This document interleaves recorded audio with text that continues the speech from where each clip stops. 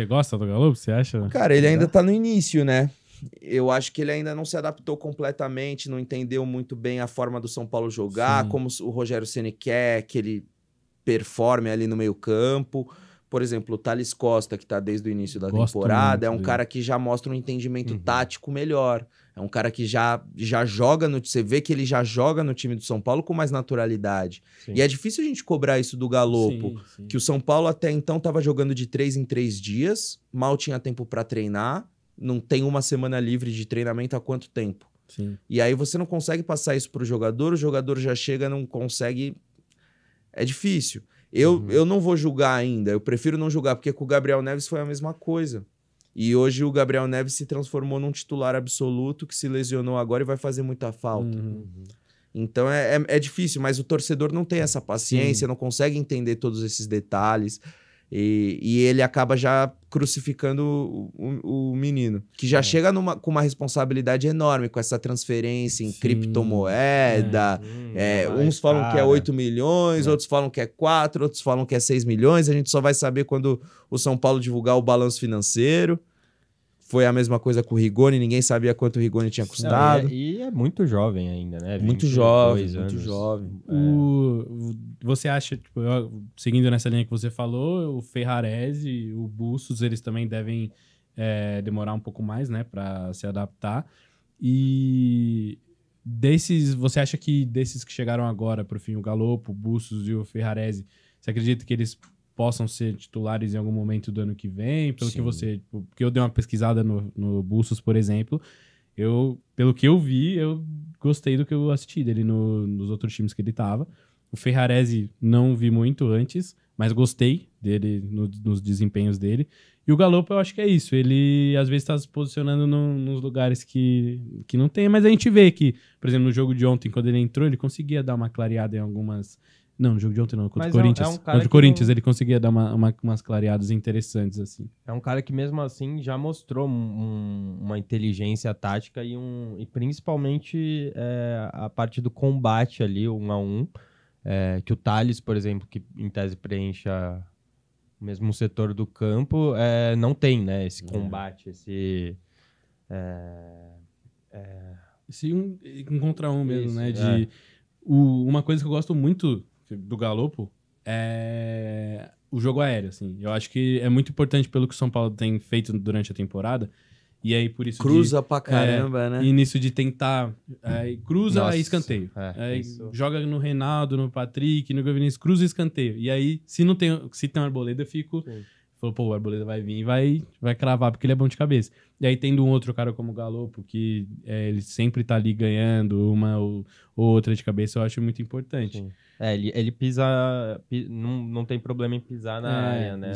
Isso é legal. E até um estilo que o Rogério gosta bastante. Sim. Eu acho que isso é importante frisar também, né? O Rogério não tá trabalhando com as peças que ele gosta de trabalhar. O fato de não ter um ponta driblador rápido e realmente que agrida o adversário é realmente preocupante, né? E o São Paulo contratou nessa gestão o Bruno Rodrigues, que não foi usado pelo Crespo. É um cara que eu tinha assistido jogar pela Ponte Preta quando eu fui fazer um jogo. Acho que foi Ponte Preta e Corinthians em Campinas que eu fui fazer. E o Bruno Rodrigues jogava na época pela Ponte Preta. E ele jogou muito, acabou com o jogo. Depois acompanhei ele por mais um tempo. Então, quando o São Paulo contratou, eu até gostei da contratação e me estranhou que o Crespo não utilizou o menino. E hoje ele tá no Cruzeiro, tá jogando no Cruzeiro.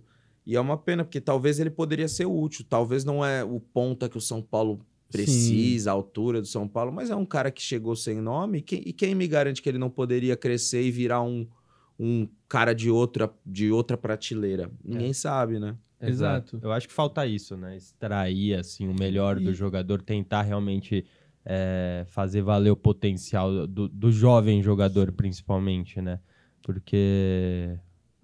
Putz, cara... Agora, se o São Paulo ganhar a Sul-Americana e classificar para a Libertadores, eu acho que o São Paulo vai se permitir fazer um investimento maior, montar um time mais competitivo para brigar na Libertadores. Sim. Talvez não por título, quem sabe, óbvio, é um mata-mata, mas para chegar longe na Libertadores, ganhar bastante premiação também, lotar estádio, porque nesse período a gente também tem que pensar, lógico, o futebol que conta é título, bola na rede, mas no caso do São Paulo, é pensar de uma maneira mais estratégica. Montar times que talvez não para ser campeão, mas se chegar longe, você já vai conseguir tornar o futebol mais sustentável. Lotando estádio, ganhando bilheteria, ganhando mais dinheiro com premiação, fazendo o time chegar. E aí o time que chega mais longe na competição chama mais atenção dos outros times que estão fora, olhando quem que pode ser contratado, quem que é o time bom do Brasil, da América do Sul. Se o São Paulo chegar numa semifinal de Libertadores, o clube possível comprador de um jovem de Cotia já olha com outro olhar. Sim. Já olha com outros olhos, de tipo, poxa, às vezes o menino ia receber uma proposta de 10, já recebe uma proposta de 15, 20. Sim. O São Paulo consegue lucrar mais. O Flamengo hoje pode vender um jogador que talvez não seja tão talentoso quanto um jogador do São Paulo por mais dinheiro do que o São Paulo. Porque o Flamengo briga pelo título brasileiro, pelo título da Libertadores, pelo título da Copa do Brasil. Um jogador que tá nesse elenco significa que o jogador é bom. Sim. Vale mais. Então tem tudo isso. Pra roda girar... Eu acho que falta mesmo buscar alternativas, voltar a buscar alternativas mais baratas, né? Foi assim em 2004, quando o Cuca montou o time que futuramente ia ser campeão do mundo, né?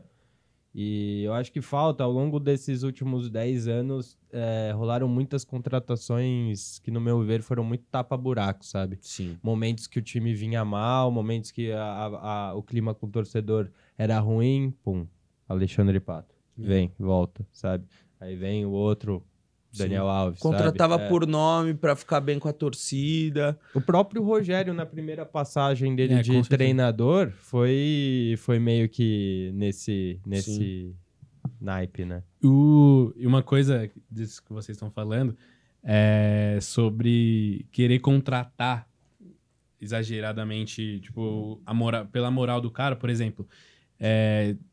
Por que o Bruno Rodrigues, ele não pode ser que tenha tanta chance quanto o Bustos, assim, pô, o Bustos é do Grupo City. Aí a torcida já fica naquela, tipo, não, o cara veio do Grupo City, o cara vai ser bom e tal. E aí já, tipo, por que um cara da Série B não pode? Se o São Paulo contrata um cara da Série B, a torcida, não, mas esse cara não pode vestir a camisa do São Paulo antes de jogar, antes de saber. Exato. E aí, então, a torcida também pede que o jogador chegue com... Tem que chegar com status, tem que ser um cara... mas aí também não pode jogar muito. A torcida é daquele jeito. Não pode pagar muito, mas não pode ser um cara da Série B, não pode ser uma aposta, tem que ser um cara pronto, mas também não pode ganhar muito salário. Aí você fala, pô, como é que você... Foda, né? Como é que você decide isso, né? Tipo, é muito difícil, assim. Não, futebol é difícil de acertar e errar. Se acerta, beleza, bacana, é o melhor do mundo. Se não acerta, é o pior do mundo. Vai acertar e vai errar sempre. É difícil prever o que um jogador vai render. Às vezes o jogador joga muito num clube e não joga no outro. É um ser humano. Só que é muito mais... Eu acho que, tipo, com esse lance é muito mais difícil você acertar do que você errar. Só que se você errar gastando menos, aí não tem problema. Você gasta ali, você paga X de salário, aí você erra. Tudo bem, você vai ter uma multa menor se você for rescindir o contrato, ou se você for vender, vai vender um pouco menos, mas não tem problema. Agora você contrata um Daniel Alves, por exemplo, pagando 1,5 milhão.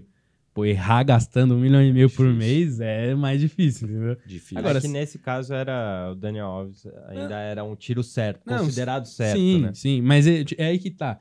Tipo, eles chegam nesses tiros certos e quebra. E, por exemplo, o Éder.